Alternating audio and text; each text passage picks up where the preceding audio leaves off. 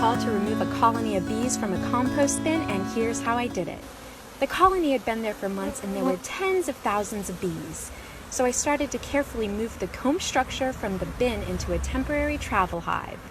I put the comb into frames using rubber bands to secure it for transit.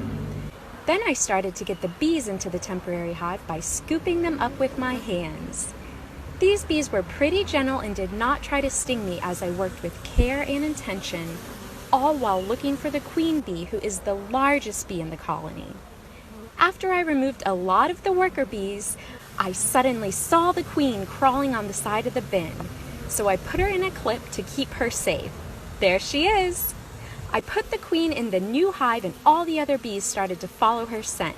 So I closed up the hive, I loaded it into my truck to take them to their new home, and it was another successful day of saving the bees. I got a call to remove a colony of bees from this backyard compost bin, and here's how I did it. First, I started to carefully remove the comb structure of the hive. I fit the pieces of comb that had baby bees and the bees' food into wooden frames. Next, it was time to start scooping bees into the new hive. I always wear protective equipment when I need to, but since I work with bees almost every day, I've learned to read their behavior and could tell that these bees, like most honeybees, were very gentle and would not try to sting me. So I kept removing comb and removing bees from the bin, all while looking for the queen bee. After I removed most of the bees, I saw the queen crawling up the side of the bin, so I put her in a clip to keep her safe. She's the largest bee in the colony, which makes her a little easier to find. There she is! I put the queen in the new hive and all the other bees started to follow her in.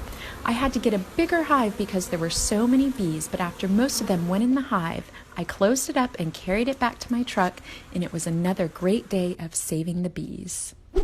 These bees were building a hive in a water meter box in someone's front yard. I was called to remove them, and here's how I did it.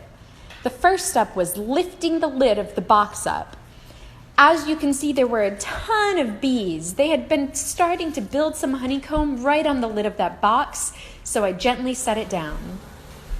There were so many bees, but the most important bee was the queen, so I needed to make sure I got her in the new hive.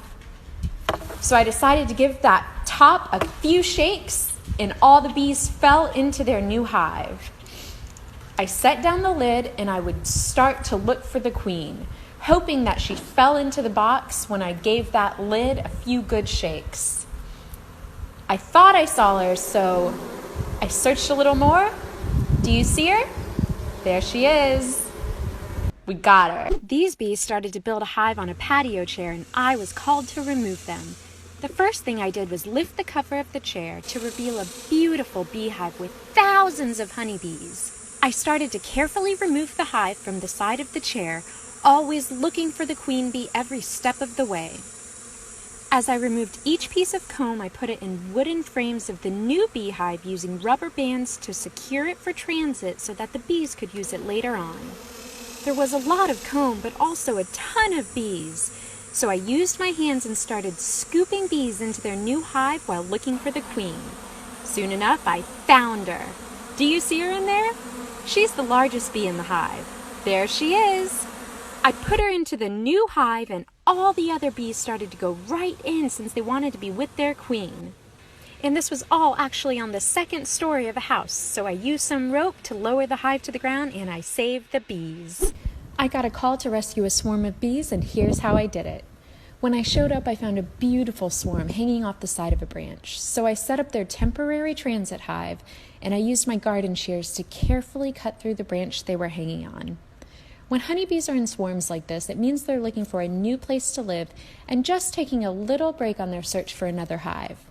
This is because the queen bee is actually a terrible flyer, and she needs some rest while traveling. Swarms of bees tend to be very docile since they don't have resources like brood or honey to defend. So to get the bees and the queen directly in the new hive as quickly and carefully as possible, I gave the branch a few good shakes and the colony fell right in. Bees have pretty tough exoskeletons, so the short drop doesn't harm them at all. They were happy to have a new place to live and started to settle in the hive. So I closed up the hive, and it was another successful day of saving the bees.